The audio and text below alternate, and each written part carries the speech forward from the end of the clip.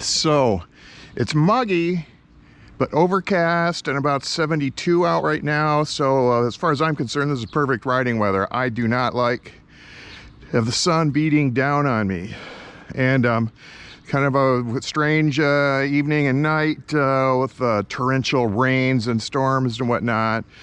As you can see, the street is still partially flooded, but the waters are slowly receding. So I'm gonna have a ride around the neighborhood and enjoy some of the cool breeze and whatnot before I go into work, and see what other kinds of damage the storm may have brought. And let's check out the flood. I'm wondering if the grate is plugged. Sometimes I have to come down here with a shovel and clear it because apparently the other neighbors are incapable, but looks like the grate is okay.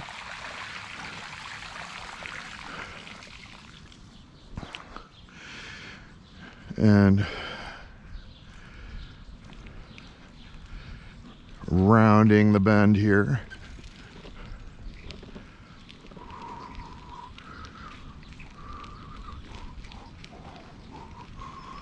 EAR, E-A-R 6123 is their license plate number, EAR. Looks like these neighbors have a Wheel of Fortune game happening on the front porch. There's a truck that looks kind of like mine.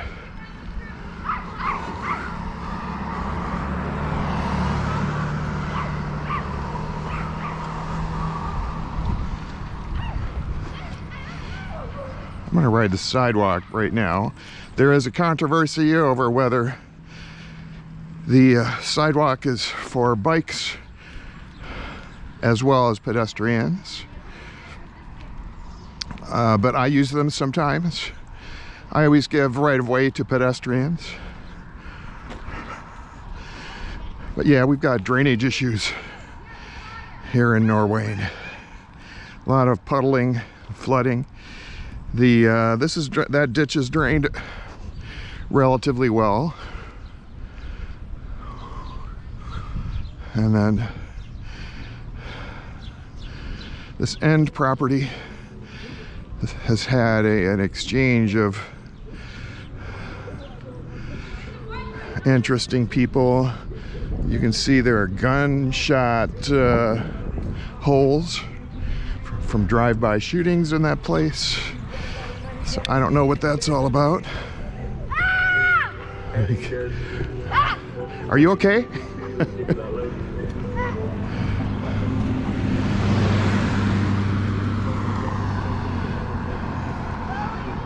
They seem to be crying for help.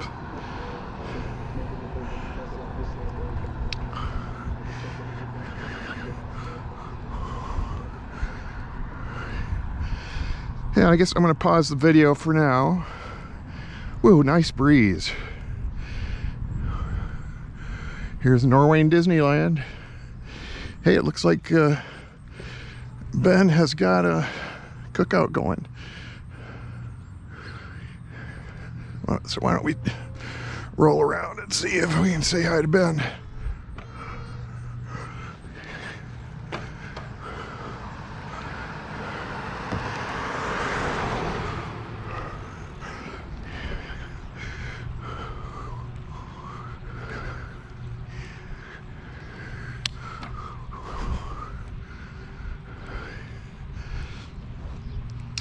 That shopping cart will probably stay there forever because I don't collect them and take them back anymore. It's a losing battle.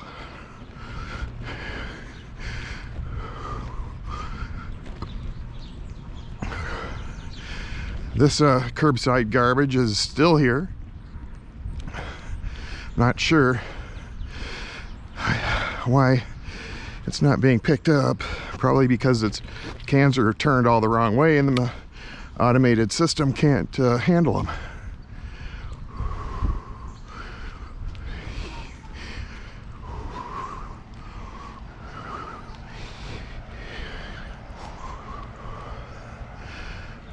A nice row of sunflowers.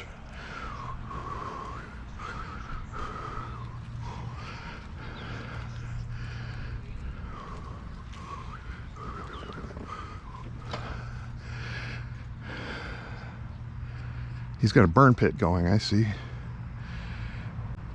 Well, Ben's not around. I'm not going to go into his yard uninvited, but it would be cool at some point to go in and get a tour of the premises of what I call Norwayne Disneyland. It looks like the Trump Tower has toppled.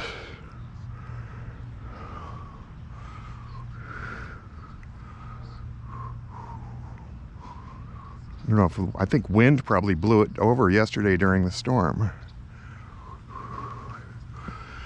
But yeah, I was hoping to get to say hi to Ben over here, but he's not around, so I'll catch him another time.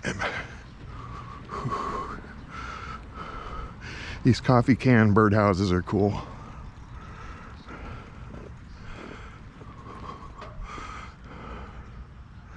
It looks like they're being used too. Looks like the birds have taken to them.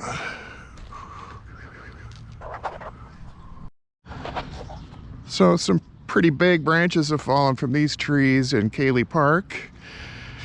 And as far as it's okay for them to fall in the park, they're not falling on anybody's house.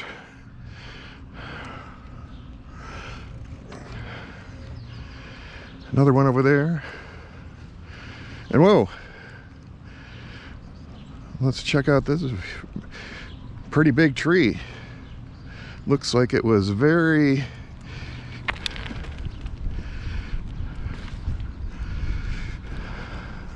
weak at the base.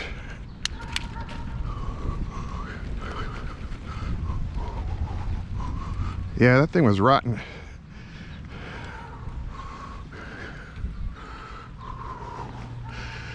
Wow. Yeah, good thing that wasn't on top of somebody's house. Yeah, as you can see, more flooding issues.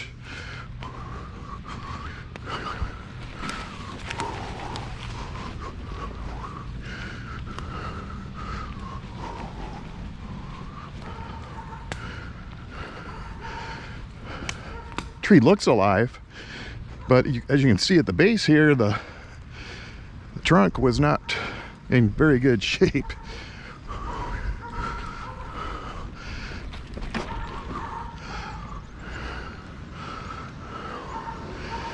Grant Travers, Darwin.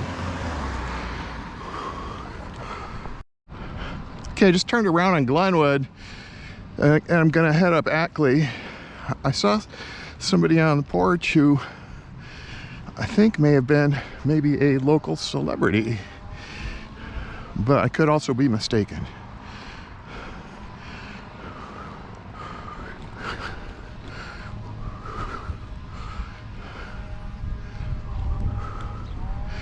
No, this is not Lemon James. How's it going?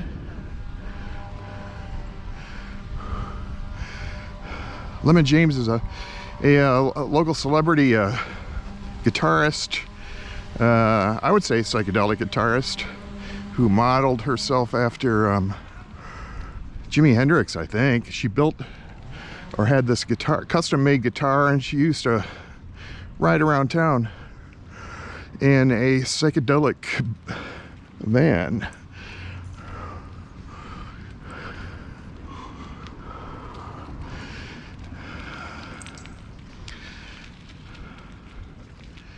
And haven't seen her around in a while, so I've been wondering what she's up to.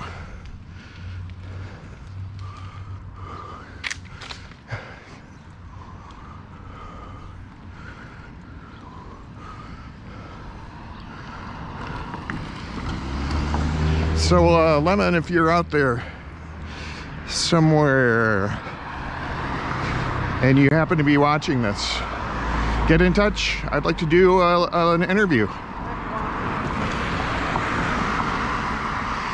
There's a famous mansion here in Glenwood. Some great visuals. Here, I'm going to take this off my head. Tree interactions with the wrought iron being one of the visuals that one can appreciate.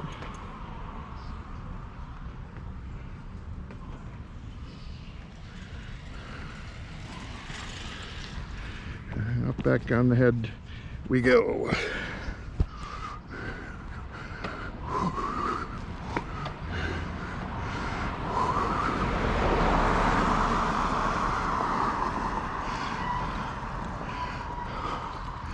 Not sure how this happens, unless it's done on purpose. But I like decaying, kind of rusty things. So this post here I find interesting. It's of interesting shapes and colors and so forth. And I have some questions too. So, how does this happen? How this post can get that far bent out of shape and get pulled out of the ground while the surrounding ones are untouched? How does that happen? I mean, it's wrought iron. That's hard stuff. How does that happen? Inquiring minds must know. Okay, I'm starting into the alley behind Washington Square Plaza. It seems like they've been making a greater effort to keep it cleaner back here, but in times past I have seen some very squalid and shocking things back here. No dead bodies, but like junkies shooting up, that kind of dubious characters hanging out. Check out that high chair.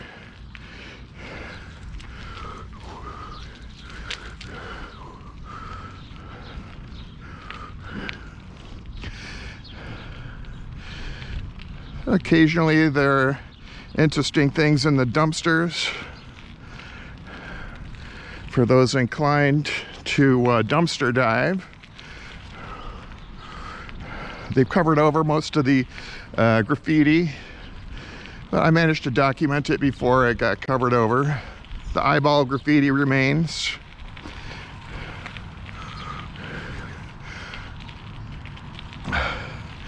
And more psychedelic eyeball graffiti still up there.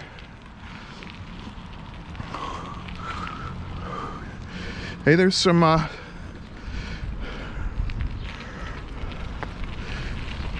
pallets and some crates that are probably not the right size for records. Oh, they're half size.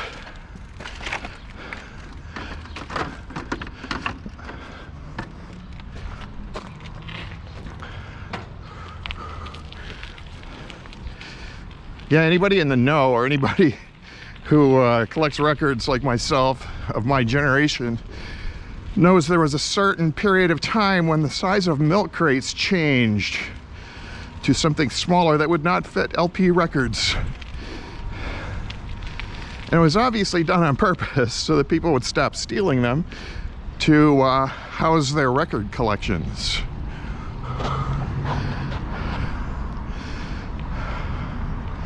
But yeah, the drug activity back in that alley is ironic, considering we've got, you know, the Al-Anon coffee house on the corner here. I'm not going to blame that on them, because they're trying to do something good about, be proactive about the problem of drug abuse.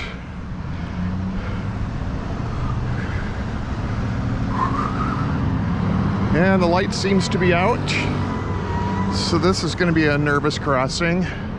I don't necessarily want to go through here, but it looks like I'm being ushered through. Thank you, folks. Appreciate it.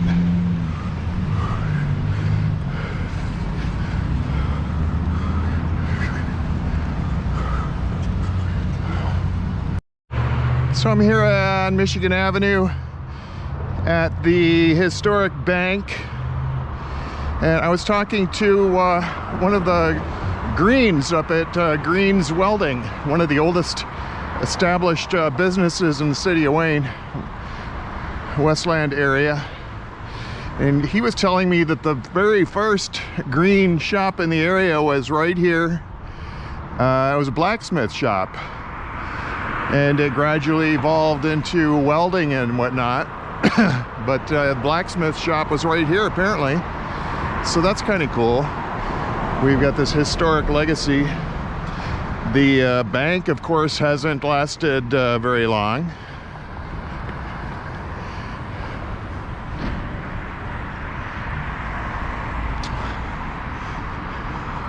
The graffiti is not very clever. It's broken glass I just drove through. Hopefully my tires will survive. This alley's seen better days.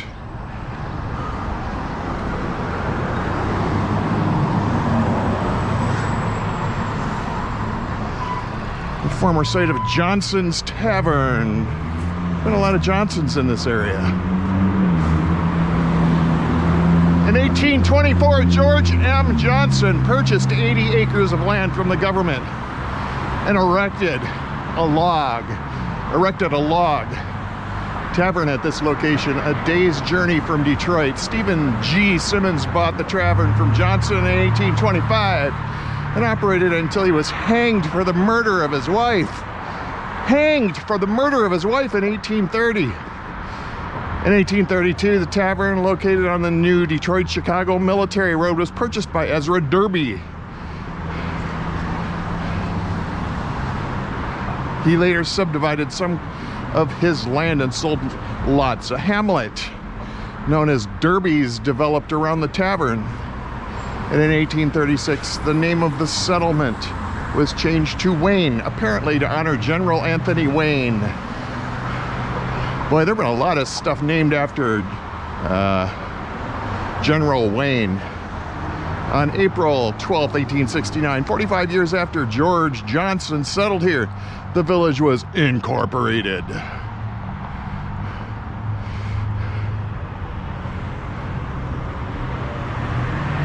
The government and erected a log. They erected a log. An erect log.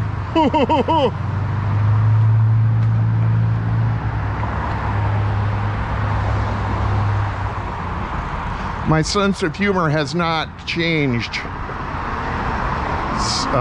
since my early teen years. We've got a historic intersection here, Michigan and Wayne Road, which has gone through a lot of changes. The mega McDonald's, the bar there, they just painted it gray. I don't know what they're gonna do with it.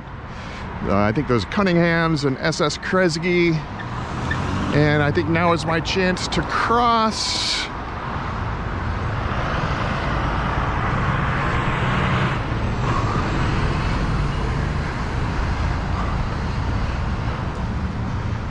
But yeah, this is old downtown Wayne, the Strip, as it might be called. The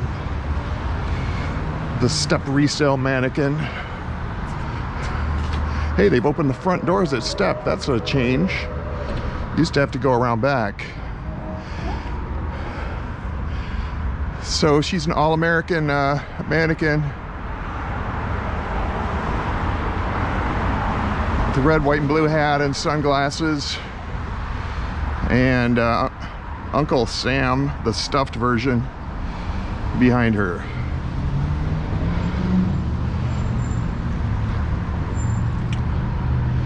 Now let's see if we've got, we'll end on the South Detroit shirt. Born and raised in South Detroit, which is technically like Windsor, Ontario, Canada. Well, I was coming to the Red Apple for lunch, but when I reached the Vinoy Michigan Avenue intersection and realized that the lights were down, it looks like power is out. So it doesn't look like the restaurant is going to be able to function. Looks like everybody in the inn is trying to stay cool. And the restaurant is not in operation. We've got the two owners and Jimmy in there sitting in the dark, twiddling their thumbs because there's nothing they can do until the power comes back.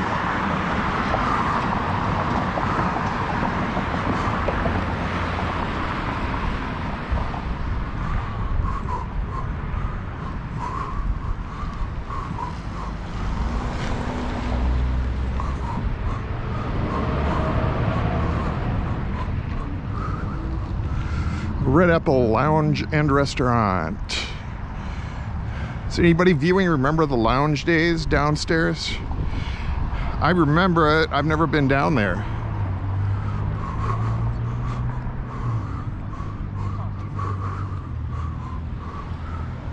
So I guess I'm gonna have to look for some other place to get lunch today at least.